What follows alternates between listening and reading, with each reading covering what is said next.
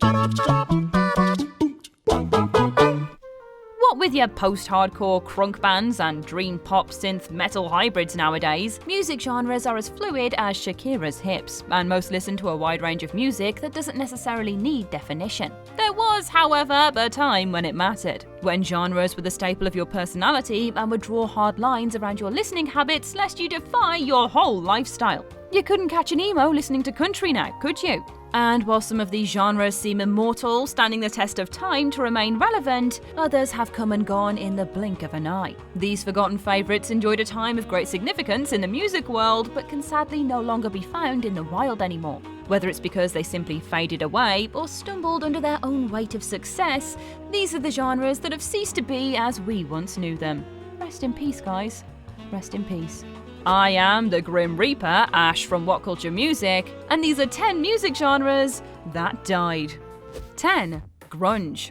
As much a subculture as it was a music subgenre, grunge conquered the world of alternative rock soon after its late 80s emergence in the Pacific Northwest. Brought to the mainstream in the early 90s by the likes of Nirvana, Pearl Jam, Alice in Chains and Soundgarden, grunge functioned as a dark counter to the colourful excess of 80s glam rock. Mixing elements of punk and metal along with distorted guitars and vocals, lyrics frequently reflected angst and unhappiness with the more frustrating aspects of life and society, resonating with many young listeners. Aesthetically, grunge musicians typically dressed down, devoid of the costuming and hairspray normally associated with rock by that point. The grunge scene as a whole was rocked by the tragic death of Kurt Cobain in 1994 and soon dissipated. Often considered the leading grunge act, the troubled frontman's passing left a black cloud over the genre. In the years after, still active grunge bands modified their sound and aesthetic considerably to fit more conventional rock styles. The genre wound up becoming a brief but memorable chapter in rock music history. Its bones are still here, but it will never be the same again. 9. Disco.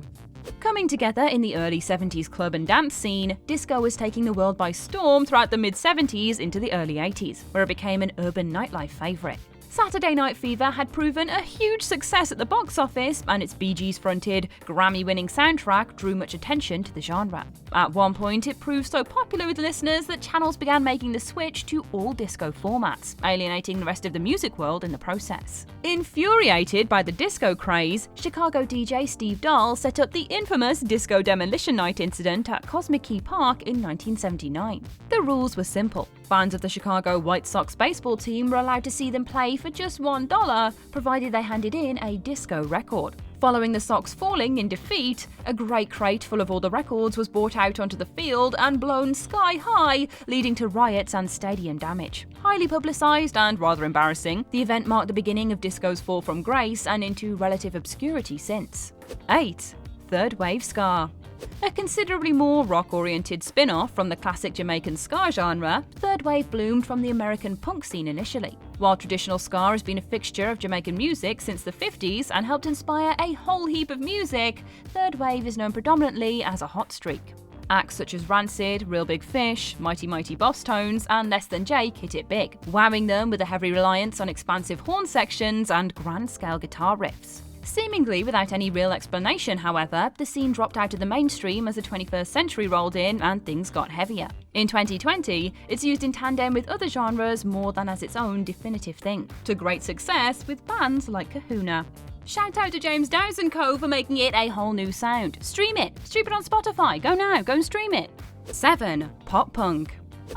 The place where my own black heart beats. Bands such as Green Day and The Offspring exploded into the mainstream in the late 90s and early 2000s to make pop punk a mishmash genre in its own right, with bands like Sum 41 and Blink-182 solidifying it as something special. In stark contrast to earlier pop punk successes, the later 90s arrivals fully embraced the pop side of the subgenre with lighter-hearted, more party-oriented tracks. By the mid-noughties though, pop punk was gradually phased out by the latest arrival in the teen angst department, emo. For anyone who grew up in the 90s, pop punk was a seminal period in music history. Its blend of more personal, emotionally resonant lyrics with the upbeat sounds of pop captured the hearts and minds of many. And yes, pop punk is still around today, but it doesn't sound anything like it did back then, as bands like The Story So Far and Pup prove. 6. Glam Metal. The antithesis of grunge, glam metal was all about excess. Artists typically enjoyed copious amounts of makeup, flamboyant costuming, and gigantic hair. In the wake of MTV's runaway success, many bands grew more obsessed with their aesthetic appeal over their musical quality, and so a lifestyle was born. Inspired by 70s glam rock sensations such as Kiss, glam metal upped the ante with a heavier, angrier sound. Very few of the glam metal favourites survived the grunge of the 90s though, and those that did drastically altered their image and style. Glam metal enjoyed a fun, albeit brief, resurgence in the mid-noughties thanks to the success of throwback groups like Steel Panther and The Darkness. While these groups enjoyed respectable rewards, it was not enough to relaunch the glam metal scene. The genre as a whole would soon fade back into obscurity, seemingly for good this time. 5. New Wave. First surfacing in the late 70s, New Wave took influence predominantly from the punk and electronic music of the time. Often dominated by synthesizers and hectic guitar melodies, the genre is the sound of the 80s. And it enjoyed a great deal of promotion from the newly launched MTV. Video Killed the Radio Star was released as the first of many music videos to advertise the channel's arrival. By the mid-80s, New Wave had started to blend with various other styles popular to the time, and by the start of the 90s, New Wave had faded away. Highly influential, many groups in the decades since have incorporated aspects of New Wave into their work with a good old synth. God bless you, electro gift from the gods. 4. Gangsta Rap.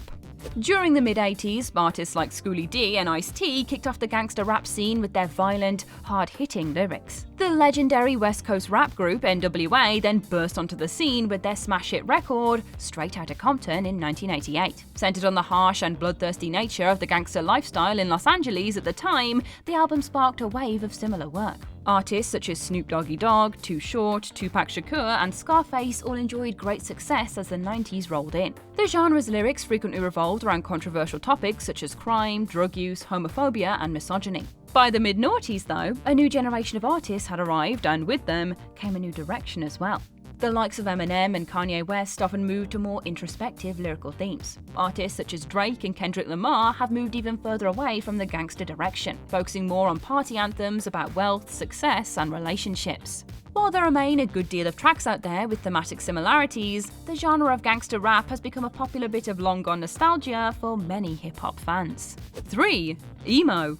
Similar to several entries on this list, emo was as much a culture as it was a genre. Devoted fans, aka me, would throw on the skinniest of skinny jeans and liberally apply black eyeliner as they moodily swayed to bands that nearly always wound up as three-letter acronyms. Looking at you, MCR, AFI, and HIM. With considerably bleaker, more emotional lyrics than the youthful fads that had come before, the blending of tortured soul themes with more upbeat, rock-based tempos became a staple for nearly every breakthrough rock band by the late noughties. By the mid-2010s, emo had mostly fallen by the wayside, with many of its key artists either breaking up or completely changing their sound. Beyond some short-lived spin-off genres such as emo rap, emo has lost its mainstream influence in the present day. Or has it? Since My Chemical Romance are now doing a reunion tour, so you can expect them to single-handedly pull this genre out from the grave very, very soon. 2. NuMetal. A favourite among metalheads by the late 90s, NuMetal blended the sounds of metal, rap, and punk together to varying results. Artists ranged drastically in both sound and quality, with everyone from Rage Against the Machine and Korn to Crazy Town and Kid Rock releasing big-selling singles and multi-platinum albums. Packed to the brim with ferociously angry lyrics and amplified beats, NuMetal was a runaway success into the early 21st century, with Linkin Park's Hybrid Theory becoming one of the few diamond-selling albums of the noughties. Despite its dominance on the radio and on MTV, NuMetal did gradually die out though. A bad case of too many cooks, NuMetal's heavy oversaturation quickly killed much of its appeal to listeners.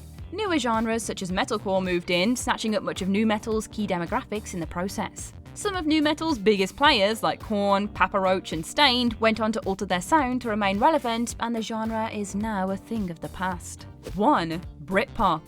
In stark contrast to the edgy grunge movement coming out of the early 90s United States, the UK brought out the catchier, brighter Britpop. The genre hit its peak in the mid-90s with its big four: Blur, Oasis, Pulp, and Suede. Taking inspiration from the 1960s English rock and roll scene, these groups put out alternative rock tracks that wowed crowds across the globe. While Britpop's popularity was immense, it was also rather brief, with as early as 1997 being considered its last great year. A great deal of hype surrounded Britpop during the rivalry between Oasis and Blur to see who could top the charts. Dubbed the Battle of Britpop, both bands remained popular heading into the late 90s. Rather than feud with each other though, they instead began to feud with themselves, growing badly damaged by infighting, and various personal issues. By the time 2000s arrived, Britpop was dead and buried within a couple of years of its mighty 90s peak.